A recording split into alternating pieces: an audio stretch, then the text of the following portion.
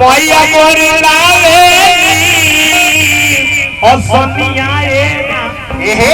कि निमियर तारा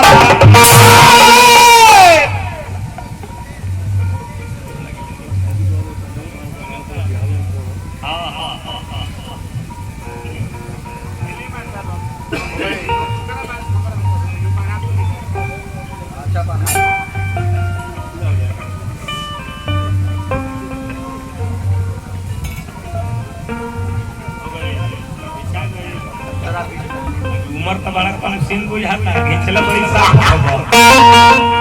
चले ज्यादा समय ना लिहल जाए सबका खुशी बा हमने खुशी बा आज भगवान के दरबार में कुछ भजन कीर्तन गावे के मिलल बा लड़का कहलस की माई हमरा ई ना बुझाला नीम के गाछ पर तू लोभा गइलू कि निमिया के गाछ ताहर मोती मार लेला से मार हमरा यह ना बुझाला लेकिन हमरा सुने के मिलेला कि निमिया के गछिया पर दौड़ दौड़ जाल ऐसे हम नीम के गाछ के व्यवस्था करत बनी माई हमरो घरे आवे तबा कहता लइका कहता कि आवा आवा मैया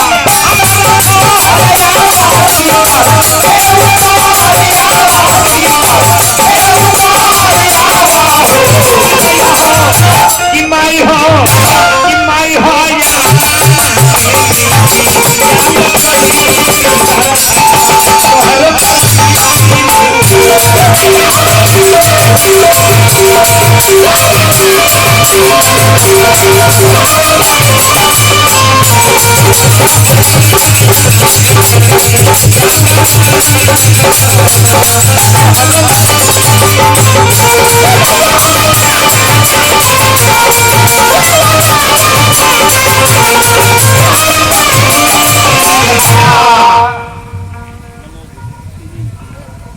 भाई सुनील सिंह जी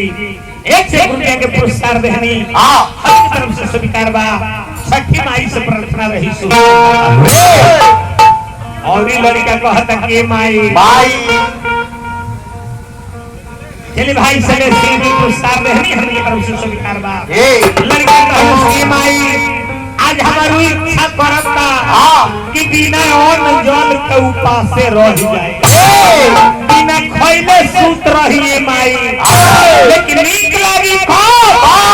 जब पूर्वक लइका के दर्शन देखा देबू तो कहता सीता बोले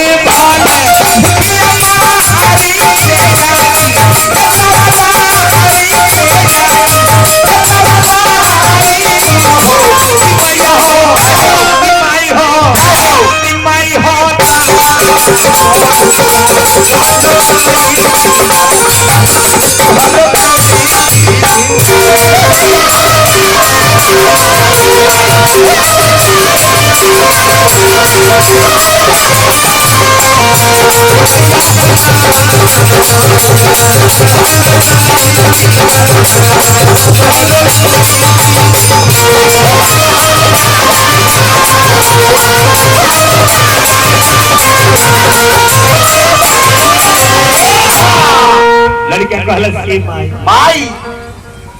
इहो मन में इच्छा बा धन संपत्ति तो नहीं थे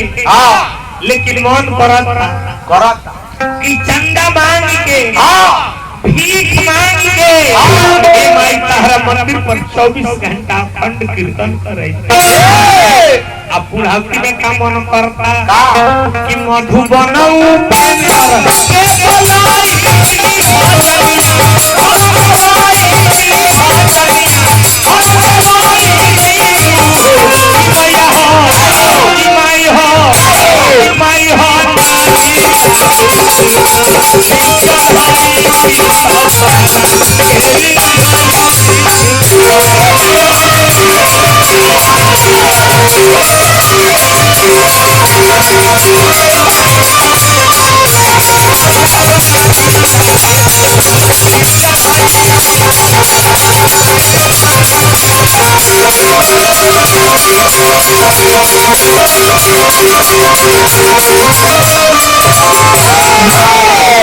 अभी है लास्ट वंदना। हाँ